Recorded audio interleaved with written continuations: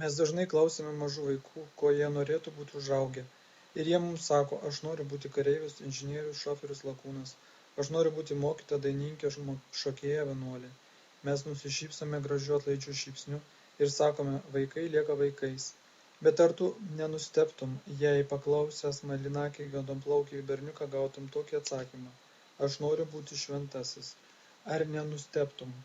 Gal ištartumei, keistas vaikas, svajotojas, nieko paaugs, didesnis subręs.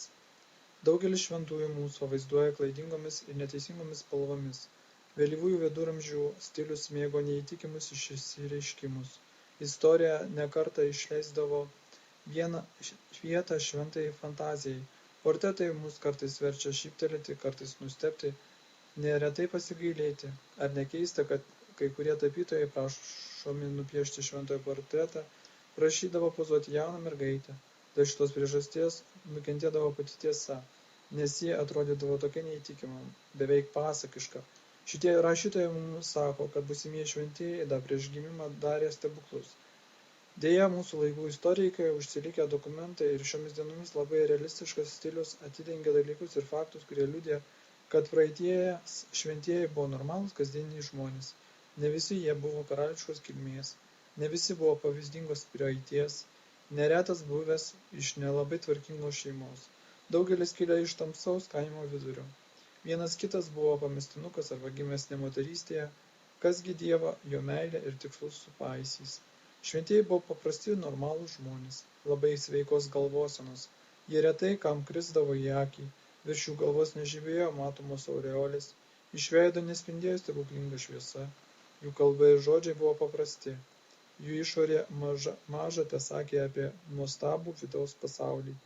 Nors jie gyveno Dievui, jie niekada neužmiršo žemės ir jos gyventojų. Netiesa, kad šventieji gyveno ant debesų, žvelgė į žemę pusiau užsvajotomis akimis. Jie buvo normalūs žmonės, abiem kojom atsirėmę į žemės rutulį, nes nėra didesnio realisto už šventąjį. Kas šventąjį padaro šventuoju? Visiškas persėjimas Dievu, gyvenimas su Dievu ir Dievuje. Kitais žodžiais tobulas daiktų, vertybių ir asmenų vertinimas. Tai nėra fanatizmas, tai nėra kraštutinumų virtinė, tai ne akių užsmerkimas pasauliui, kad žvilgsnis paskęstų mėlynose vaizduotės erdvėse. Tai didelis ir verdantis gyvenimas konkrečioje tikrovėje.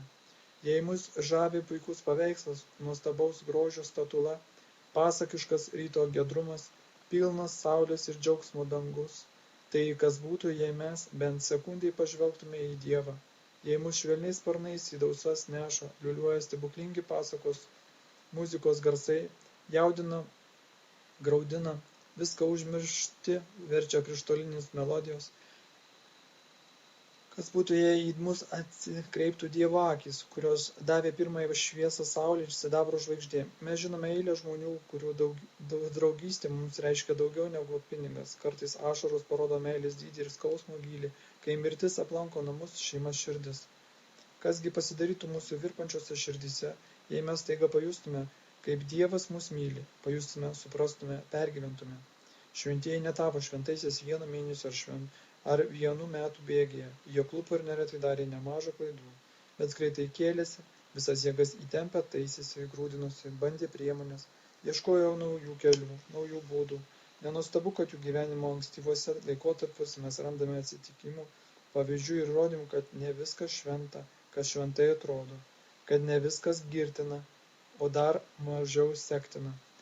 Ką jie darė siekdami šventumo ar jo nepasiekė? Jiems, kaip ir mums, teko pergyventi ilgą eilę nepasisekimų, nusivylimų. Daugelis iliuzijų subyrėjo į nieką, pastebėjus pliką gyvenimo tikrovę. Daugelis gražių pasiryžimų liko neįvykdytų tik dėl to, kad buvo per toli siekta, per daug užsimota, neapskaičiavus savo jėgų ir savo dvasinio gyvenimo gylio.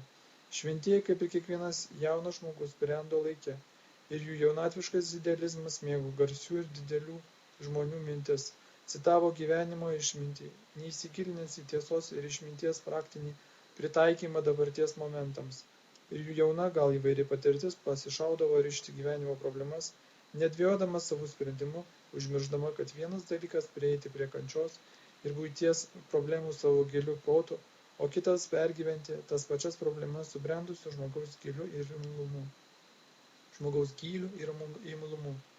Žinoma, būtų netikslu sakyti, kad visi šventieji būtų perėmę įvairius gyvenimo laikotarpius lygiai tuo pačiu keliu.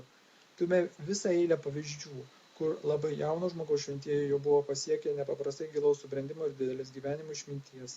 Mat nuolatinis gyvenimo augančiojo Dievo malonėje, kasdieninė mokomoji šventosios dvasios įtaka, praktinis persiėjimas kančios ir aukos tikrovėmis, žengimas į priekį ir aukštį milžinio žvilgsnių turi subrandinti jauną sielą labai trumpu laiku. Šventųjų gyvenimai yra nuostabūs pavyzdžiai, ką Dievas gali padaryti iš tokios sielos, kuri tai jam visiškai atsiduoda ir užuot kliudžiusi ar stabdžiusi dieviškai veiksnį, prisideda prie Dievo kūrybos kūnų, sielą ir visomis jai prieinamus priemonės. Nors žmogus yra ribotas, bet Dievo malonė ir jėga nežino ribų.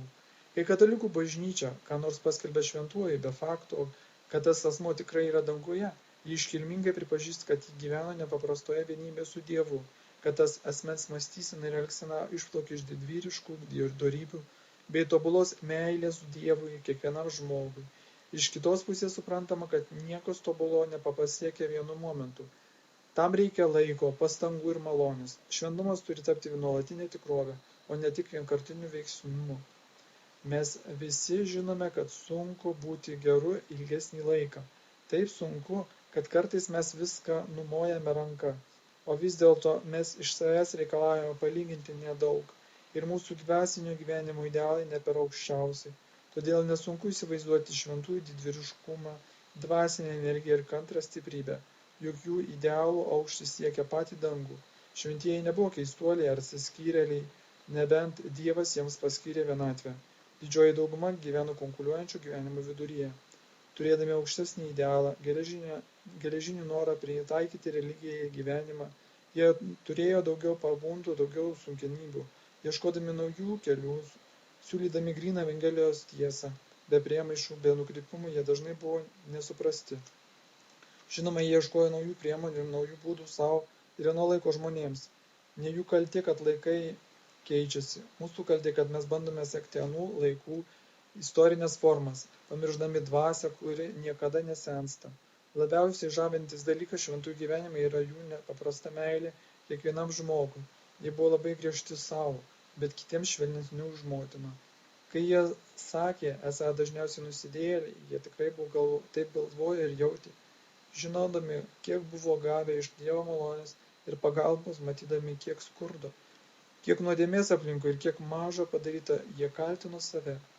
Artimai pažinę Dievą ir gerai suprasdami tokios meilės jis vertas, matydami savąjį ribotumą, palygindami savo meilę su Dievu, jie verkė iš liūdesių. Palyginę savo dvasinį gyvenimą su Dievo atbaigtu ir visapusišku tobulumu, prisiminė savo klaidas ir vienas kitą nuodėmingą momentą, jie raudo iš gėdos ir begalinių gailesčių. Už tai kiekvienas žmogus jiems atrodė daug geresnis už juos. Už tai buvo ilgos jų maldos valandos ir trumpas jų kelias į bažnyčią. Už tai jų darbas artimai buvo kietas, tvarus, energingas jų kančia didelė. Kiekvienam geras šiltas žodis, kiekvienam didelis šypsnis ir visiems atvira širdis. Žmogus juk Dievo paveikslas. Kartais Dievo apšviesti jie pirmas sykį pamatė žemę, tokią, kokia ji yra. Išvydo save ir žmonės tikroje šviesoje, be reklamos, be paslėptų šviesų ir be kaukių, suprato begalinę gyvenimo vertę ir kartu jo trumpumą. Juto žemės ir dangaus didžiulę harmoniją, žiūrėjo į mirties tiltą, jungiantį šiapus ir anapus, girdėjo angelų svaiginančią giesmę ir pragaro beviltę dejonę, dangaus beribę garbėje stovėjo švenčiausios trejybės sostas, o žemėje žmogaus laisva valia kūrė pragarą, bet tarp dangaus ir pragaro švietė Kristaus kryžius, žėrėjo šventojo meilė Dievui ir žmogui. Kažkas pasakė, kai pasaulis arti bedugnės, Dievas siunčia šventąjį. Šventasis Pranciškus Ksaveras išsitarė, duok man 7 šventuosius ir aš atversiu visą pasaulį.